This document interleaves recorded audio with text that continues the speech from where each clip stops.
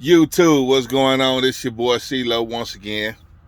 Man, I had a couple of guys that I know call me, and they're all like, "Hey, man, we seen some of your videos, man, and we want to know, what school do you recommend for us to go get our CDLs?" And I told them, first of all, I don't know what school is going to be good for you or what school is not. And they were like, "Well, what about going through a trucking company?" I said, "Well, if you go through a company, one of the mega carriers, pretty much." I said, the way they do it, you ain't got to pay for nothing, no out of the pocket. But they require you to drive for them a year, which that's how I got mine. So I can't knock that. It is what it is. If you got the money, you got the money. If you don't, hey, you got to do what you got to do. So now they're actually looking into getting into trucking. They want to go to trucking school, and they want to go get their CDLs. And like I told them, don't do like I did. Get all your endorsements. Get all of them. I recommend anybody get all your endorsements. I wish I'd have got all of mine, but I got just my tankers. I wish I'd have had everything, regardless if I use it or not. That way I would have it. And if a job presented itself for me to have it, I would already have it. But where I'm at, what I have is good. So, but you don't have to have it at all. But I just, I would tell anybody, hey, man, the sky could be the limit with certain things. So why not get it? But anyway, that's, one of the questions that they asked me, man, and I told them that they have to, look out for mega carriers, because mega carriers is not really going to pay you the money you're looking for.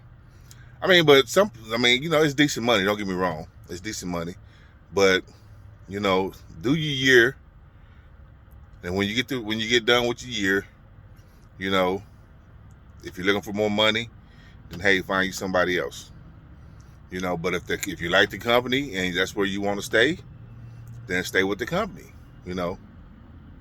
Far as trucking school, you go to trucking school 3 weeks and you go to one of these companies, more than likely they're not going to put you in a truck by yourself anyway.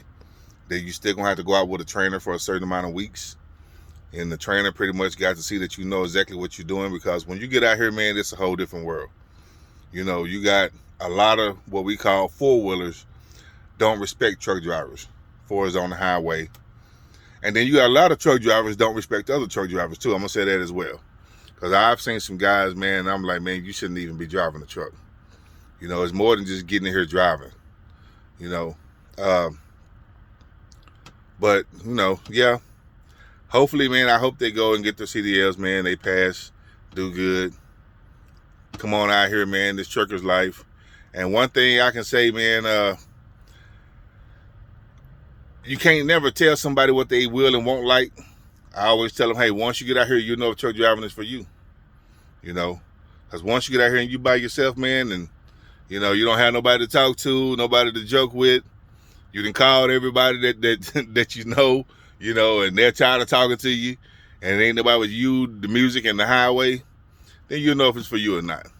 But I enjoy it, man. I can't lie, I enjoy it. And the company I'm with, man, they're good to me. That's all I can say. They're good to me. I get to go home on the weekend. But it's gonna be a couple of times I'm gonna stay out more than a week.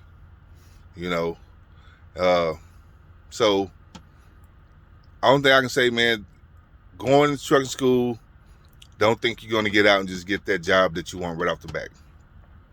It's not going to be like that. You got to go get your experience. You got to get your experience. You got to be a safe driver. You got to know how to get your rest.